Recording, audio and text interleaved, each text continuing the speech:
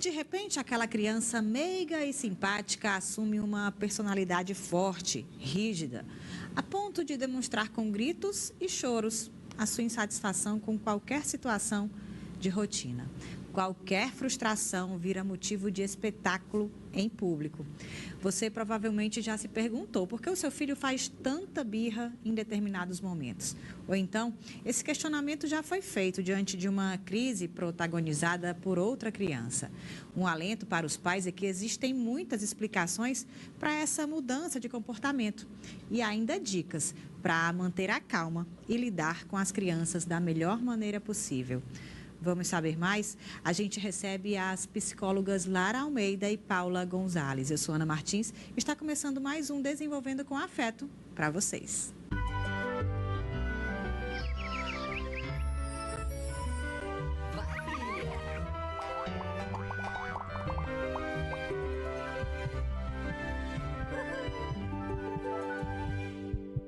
Sejam bem-vindas, Lara, pela segunda vez, não é? Isso. E Paula, seja bem-vinda. Muito obrigada. É um prazer estar aqui novamente com duas companhias hoje, estar aqui pela primeira vez. Muito obrigada pelo convite. Olha só, eu que fico feliz. E olha só que tema interessante. Já tem gente aqui da equipe também querendo mais informações. Então, vamos lá.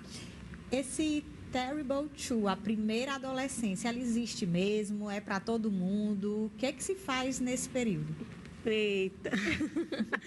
Na verdade, o que existe é um cérebro em amadurecimento, né? E principalmente entre os 2 e os 5 anos de idade, a criança ela vai demonstrando mais os seus desejos, as suas vontades, como um ser que quer ter autonomia.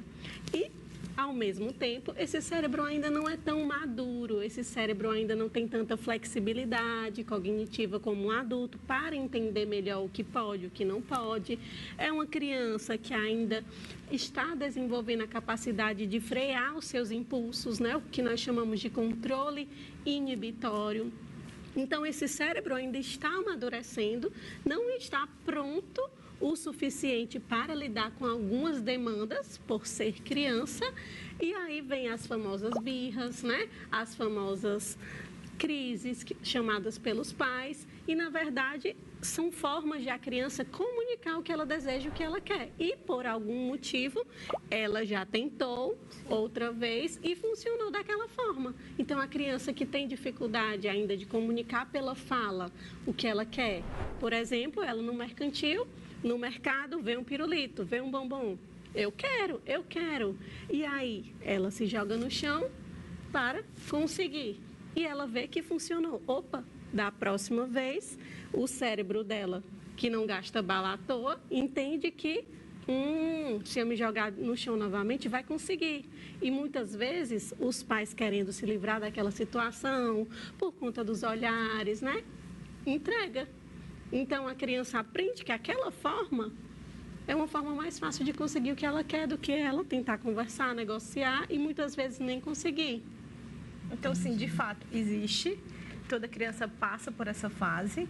E é isso mesmo, o cérebro ainda está em amadurecimento. A criança não tem esse controle inibitório, como a Lara bem pontuou. A criança ainda não tem essa questão de conseguir se comunicar de uma forma muitas vezes funcional. A criança ainda não tem essa autorregulação emocional. Então, ela se utiliza do quê?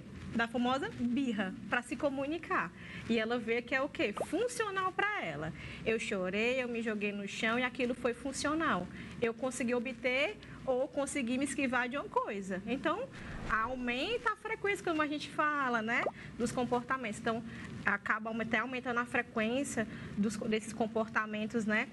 Inapropriados, esses comportamentos interferentes. Então, ela acaba, né? Aumentando essas birras e fica, né? Tipo assim, insustentável. As mães procuram a gente, né? Falam assim, olha, tá insustentável. Eu levo ele no shopping dessa forma, eu levo ele no parquinho dessa forma, a gente leva para a praia dessa forma. Então, assim, o que é que a gente pode fazer? Então, assim, socorro. Elas pedem esse ajuda mesmo pra gente, né? O que é que a gente pode fazer? E tem o que fazer? Tem, né?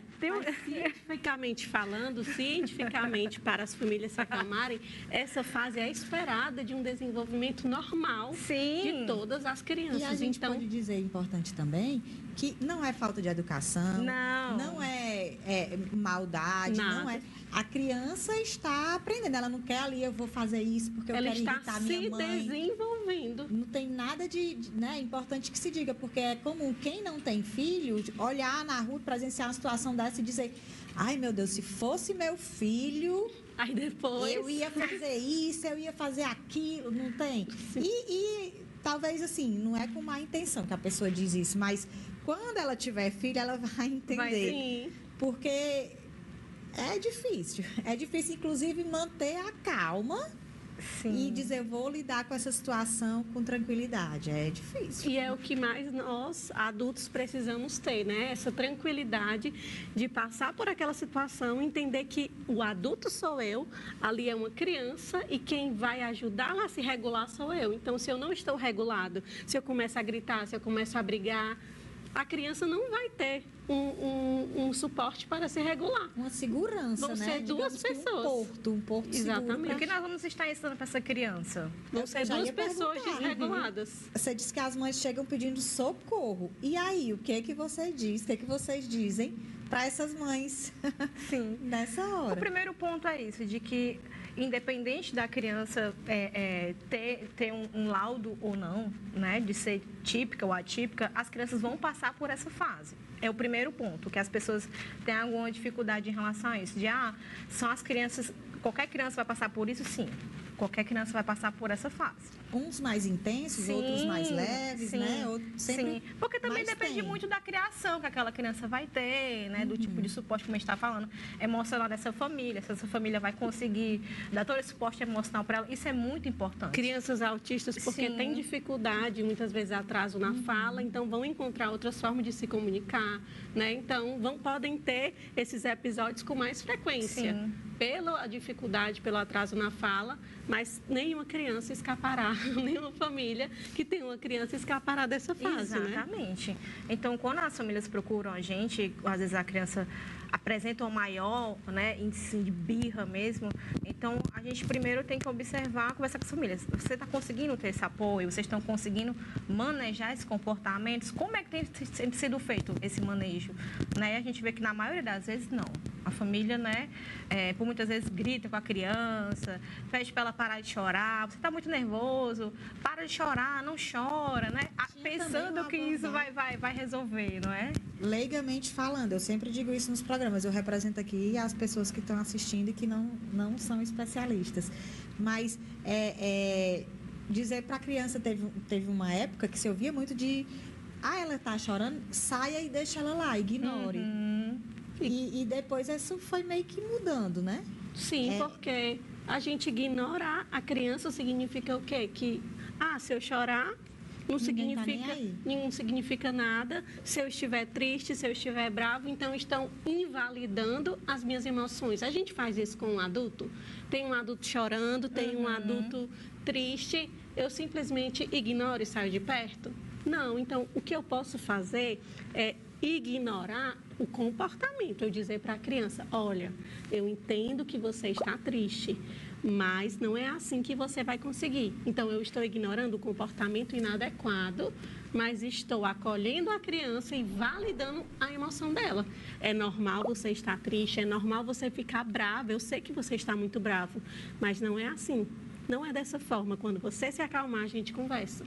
Entende? Então, ignorar o comportamento, sim. Dizer para ela que não é assim, mas acolher sempre e validar a criança e a sua emoção, né? A gente pode falar assim, olha, eu entendo que você está muito chateado, que você quer muito continuar nesse parquinho, mas já está na hora de nós irmos para casa.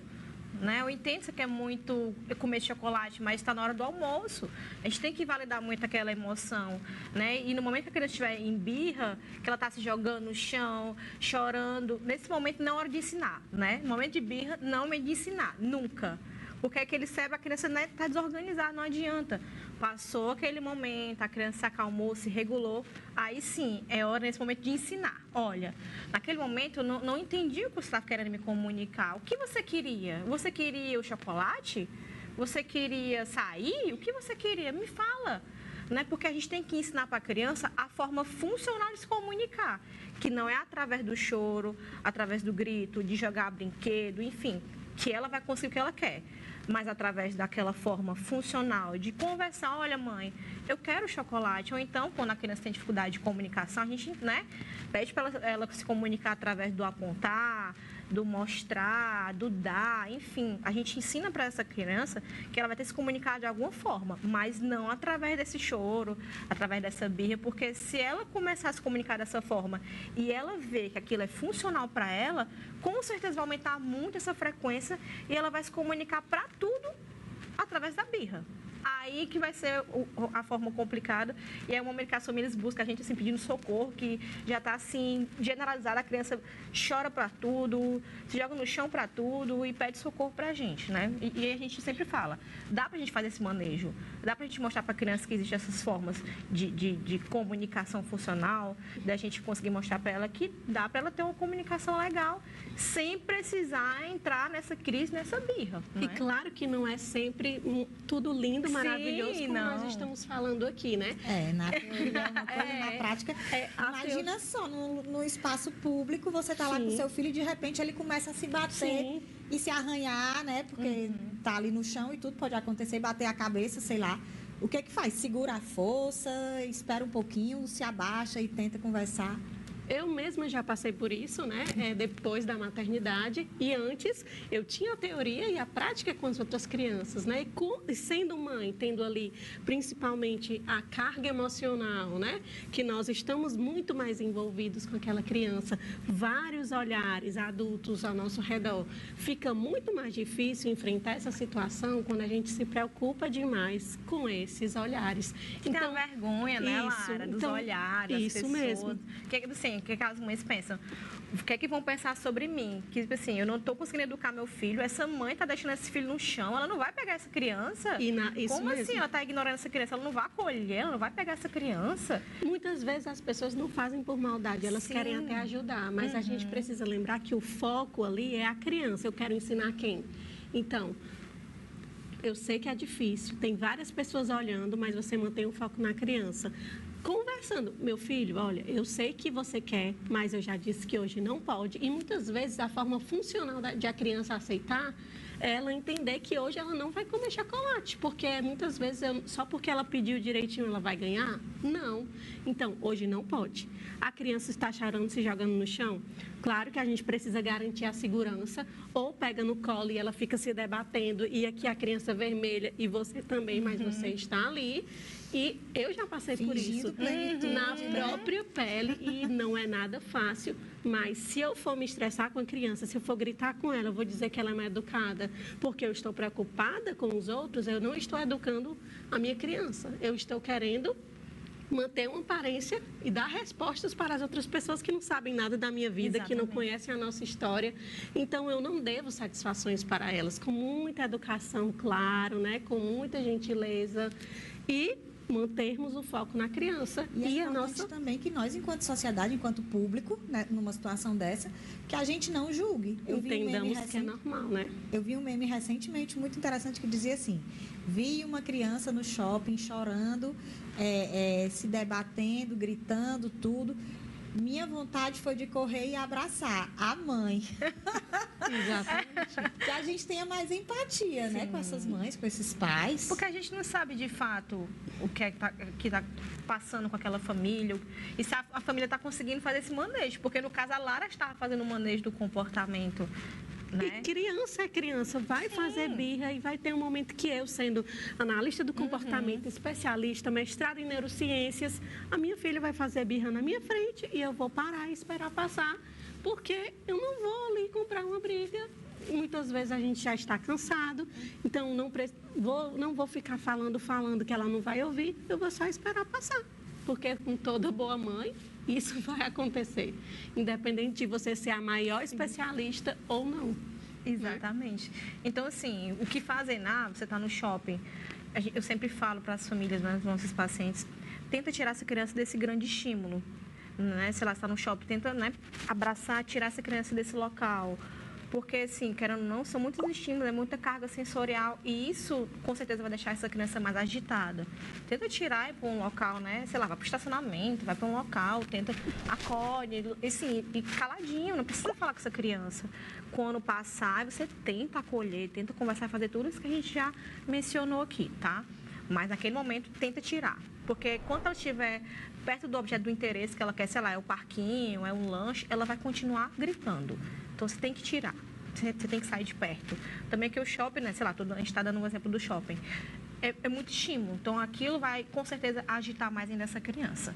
Claro que em casa a gente consegue fazer um manejo até mais fácil, no nosso set terapêutico, né? A gente está 1 para 1, um ambiente, né, super estruturado. Então, é até mais fácil, digamos assim. Mas, claro, a gente prepara muito essas famílias, a gente faz muita orientação de pais, porque o que a gente trabalha muito com as nossas crianças, a gente passa para essas famílias, para eles também conseguirem fazer a mesma coisa, né? Todo mundo tem que estar falando a mesma língua com essa criança, para ela conseguir entender que aonde ela estiver, ela vai ter que apresentar os mesmos comportamentos. Não é só com a gente que ela vai ter que apresentar esse comportamento no nosso set terapêutico, mas também na escolinha, no parquinho, no shopping, onde ela estiver. E é justamente isso, Ana, que vai fazer a diferença. Todo mundo tentando manter a mesma forma de lidar com a criança. Sim. Não adianta somente a mãe, não adianta somente a terapeuta, não adianta somente o pai. Por quê? Porque esse cérebro, lembrando aqui que a criança, ela está em desenvolvimento. O seu cérebro, ela não faz isso de propósito. Ele vai aprendendo com as situações. Então, a criança viu que uma vez ela se jogou no chão e conseguiu, ok, da outra vez eu não consegui, mas eu já consegui uma vez, então eu vou tentar de novo. Então, esse cérebro, ele fica sempre tentando, porque ele sabe que já deu certo uma vez. Agora, se a mãe não é para dar, ela não dá. O pai não é para dar, ele não dá. A tia não é para dar, ele não dá.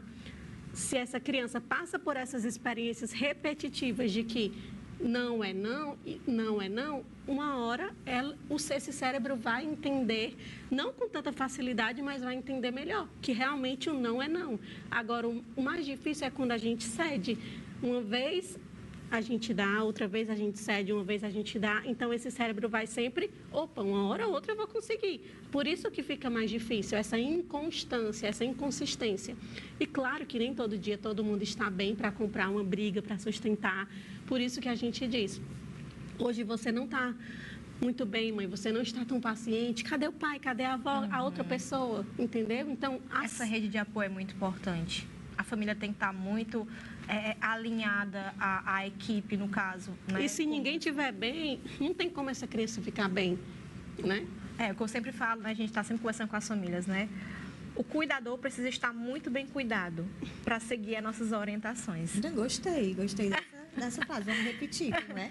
O cuidador precisa estar muito bem cuidado. A gente sempre fala isso muito para nossas famílias, né? Nas supervisões, quando a gente fala, né, em anamnese, quando esses pacientes chegam para a gente sempre fala, né? Por quê? A gente sempre traz muito, a gente sempre puxa muito essa família para a gente. A gente quer que a família esteja muito bem alinhada com a gente, para eles entenderem que eles podem, né, contratar a melhor equipe para aquela criança. Mas se eles não estiverem, né, vinculado com a gente, né, estiver alinhado nesse nosso plano de intervenção, a criança vai demorar muito a apresentar, né, esses resultados esperados. Então, assim, como a Lara está bem pontuando, a aba fala muito disso, nessa constância, essa repetição é muito importante para a criança, para o cérebro entender que isso é importante para ela. Então, se for um dia sim e 10 não, fica muito confuso para a criança. Então, tem que ser todo mundo, onde ela estiver. A professora tem que fazer isso, a gente, a mamãe, o papai, o irmãozinho, todo mundo tem que estar falando essa mesma língua com ela, fazendo essa mesma intervenção. Então, por isso, sim, não é um trabalho fácil, a gente sabe. Tem dia que a mãe está cansada, o pai está cansado, o irmão, né? Então, assim, por isso que a gente acolhe muito, por isso que a gente está sempre conversando. Como é que está em casa? Vocês estão conseguindo colocar em prática, né? A gente conversa com as escolas, a gente vai nas escolas, a gente faz essa parceria forte com essas escolas, que também é onde as crianças estão todos os dias lá, de segunda a sexta. A gente não está com eles todo dia, a escola está. Então, é um local muito importante para eles também, né? Isso. E muitas vezes fica difícil mesmo, eu estou para arrancar meus cabelos, Lara, porque eu não aguento mais. Justamente por isso, porque as famílias estão sobrecarregadas. Muitas vezes é só uma pessoa. tendo que lidar com aquele comportamento e a pessoa não está bem. Sim. E, enfim, tá todos passando por diversas situações. Então, todo mundo sobrecarregado. E essa inconstância, essa inconsistência, o caos toma conta. E aí entra também o fator telas, não é? Que pode ser também um problema. Com certeza. Com certeza. Nós não podemos demonizar as telas, né? Porque para muitas famílias não tem jeito, as crianças vão precisar ficar nas telas, mas nós precisamos utilizar ao nosso favor, né? De acordo com a idade, tem as tabelinhas, né, da Sociedade Brasileira de Pediatria, de quanto tempo, por exemplo, uma criança de 2 anos pode ficar na tela e o que a gente pode apresentar para essa criança. Os desenhos de antigamente, se nós formos olhar, são totalmente diferentes dos de hoje. Os de antigamente menos estímulo, menos estímulos, mais calmos, mais tranquilos. Por exemplo, Pequeno Urso, Caiu. Os de hoje, a cada 1 segundo, luzes, brilhos, sons. Então, o nosso cérebro, ele quer esse estímulo o tempo inteiro. São muitos estímulos sensoriais. E se a criança fica nessa televisão Sim. por muito tempo, se ela depois a gente for querer que ela brinque de bloquinho, que ela brinque de ler livro, contar história, para ela isso vai ser um saco, porque não tem som, não tem cor, não tem brilho. Então, nós podemos, se necessário, se for muito necessário, sim, incluir na rotina da criança, limitando o tempo, porque é neurociência, é ciência.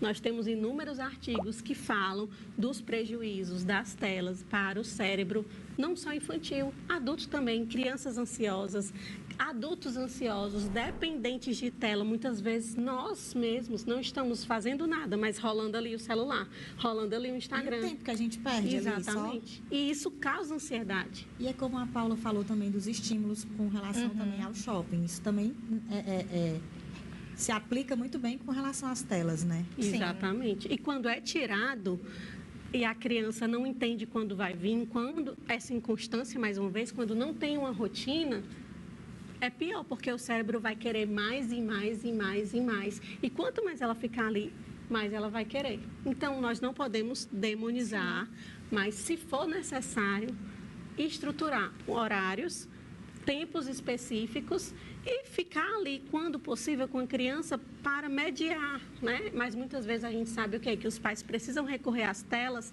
para trabalhar, para fazer um almoço, cuidar da casa, porque muitas vezes não tem rede de apoio, né? Então, o que é muito difícil hoje em dia, essa questão da rede de apoio. Exatamente. Então, como a gente sempre fala para as famílias, a gente vive num mundo hoje totalmente tecnológico. É o nosso relógio, são nossas televisões.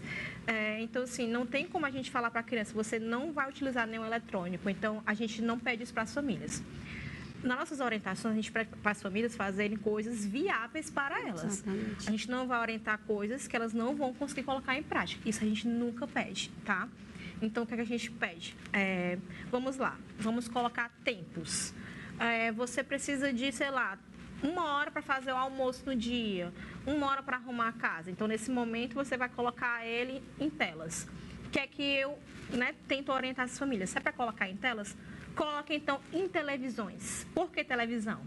Porque a família vai ter um controle maior sobre a que a criança está assistindo. Você pode escolher, fica com controle e a criança vai ficar assistindo aquele tempo que você programou. Você pode estar olhando o que ela está assistindo. E o conteúdo, exatamente. E ela não fica mudando a própria criança. Porque, assim, o que acontece? As famílias gostam muito da tablet. A criança fica só ali rolando, né? Passando os vídeos, ela não está assistindo nada. Aumenta essa ansiedade. Porque, assim, elas ficam passando os vídeos rapidamente, não assiste nenhum. Ela não consegue assistir nenhum vídeo. A televisão não, ela não vai ter como ela passar o vídeo. A mãe fica com controle. Então, assim, exatamente, ela vai escolher o tipo de conteúdo. Então, assim, a gente dá orientações do tipo de conteúdo que a criança pode assistir. Diminui o brilho. Diminui o brilho. Assim, o brilho é quase zero. Diminui a velocidade. Isso. Muitas vezes eu coloco para minha filha assistir, porque eu assisto com ela, assim, nós não temos TV em casa, mas assiste no computador. Quando a gente vai fazer algum momento em família, muito raro, né? Mas é porque nós não temos esse costume mesmo de TV. Porque quando a gente diz nós não temos TV em casa, todo mundo fica, como assim? Entendeu? E não é, nossa, porque nós somos radicais. Porque não faz sentido e eu sei que é melhor não ter. Então, a gente diminui quando vai assistir alguma coisa, o brilho, diminui a velocidade muitas vezes, porque os desenhos São bem acelerados, são muito já acelerados. atrativos. Então, do diminui ponto a de vista- velocidade e você vê que fica ali ótimo para assistir. Entende? Então, nós vamos utilizando as estratégias viáveis para que a família possa aderir àquela instrução. Senão, ela vai olhar para a nossa cara. É muito fácil falar, né? Mas na Exatamente. prática, então, nós fazemos o que é possível, o que é viável para aquela família para diminuir os prejuízos. Eu já peguei várias dicas aqui que eu vou adotar em casa. Já sei como é que eu vou fazer. Diminuir Olha, a são dicas velocidade, valiosas, são dicas diminuir o valiosas. brilho, Bastante. diminui a velocidade e o brilho. Quem quiser entrar em contato com vocês, como é que faz? Pode ser pelo nosso Instagram, nosso né? Instagram. Que a gente coloca aqui Sim. embaixo. Isso, pode ser, E aí sim. já marca consulta lá, já vê tudinho lá. Isso, nós trabalhamos inclusive juntas, né? A Paula Sim. faz parte da minha equipe. Nós atuamos com transtornos do neurodesenvolvimento e com crianças típicas também, né? Que precisam famílias de orientação, terapia ABA, terapia comportamental. Então, nós trabalhamos juntas, né? Estamos ali nesse mesmo propósito que não é fácil, não é fácil você lidar com crianças, principalmente crianças atípicas. Por quê? Porque nós precisamos entender de cérebro, de desenvolvimento infantil, acolher famílias. Então, não adianta eu só achar que eu vou ali para o consultório, vou atender aquela criança. Tchau, até semana que vem. Tem todo um bastidor por trás para que as coisas possam acontecer, né? Então, nós precisamos saber que nós acolhemos uma criança e acolhemos também a sua família. Não é Família só a toda. criança, é A a família gente que toda. atende o público infantil é bem diferente de quem atende o público infanto-juvenil, adulto, né? Porque a gente, como a Lara bem pontuou, a gente acolhe todo esse contexto familiar dessa criança, que são, né, os pais, os avós, os tios, quem, né, está dentro desse núcleo, a escola. Então, assim, é muita gente envolvida. Então, assim, a gente sempre fala, né? O nosso trabalho não acaba quando a gente sai da clínica. Continua, né? Porque a gente faz ainda muitas coisas. Então, assim, é um trabalho bem extenso, mas, assim, é o que a gente ama fazer, a gente gosta muito desse trabalho. Então, assim, se você é família, está precisando, né, desse apoio, nós estamos aqui para dar todo esse apoio para vocês. Olha É gratificante É ver demais. as crianças se desenvolverem, mas principalmente as famílias sabendo lidar com os comportamentos dos filhos sem precisar de nós. Sem falar que é uma qualidade de vida, Exatamente. né? Que Exatamente. uma promoção da qualidade de vida muito Nós importante. brincamos que o que nós mais queremos é ficar desempregadas. As famílias nos procuram, mas nós queremos principalmente que elas tenham autonomia para saber lidar, para saber o que estão fazendo e ajudar o seu filho a desenvolver. Eu quero agradecer. Desculpa, pode Não falar. tem problema, porque a gente não quer ficar com o paciente pro resto da vida. Pelo contrário, a gente quer que essa criança receba essa alta, ela tenha essa autonomia, essa independência, para ela conseguir ter uma vida funcional e ser feliz, viver a vida dela, né? Esse é o nosso papel, esse é o nosso objetivo como profissional. Olha só, eu quero agradecer a presença de vocês. Nós que Voltem agradecemos. mais. Nós que agradecemos. Pode Amei deixar. o tema, amei a entrevista, fluiu muito rápido. E conte conosco, Ana, viu? Com certeza. Conte conosco. Muito obrigada, né, por nos receber com esse tema muito... que os pais têm muitas dúvidas, as famílias têm muitas dúvidas. Então, assim, conte conosco para os próximos temas. Vamos ver Olha qual só. vai ser, não é? Estamos de portas abertas. E, ó, eu espero por você no nosso próximo encontro. Eu vou encerrar esse programa de hoje com a frase que eu aprendi hoje da Paula. O cuidador precisa estar muito bem cuidado. Olha só que interessante. Eu aproveito para te lembrar que essa nossa conversa vai ficar gravadinha aqui no nosso YouTube. Então, assista, reveja, mande para quem você quiser, espalhe muito afeto por aí. Até mais.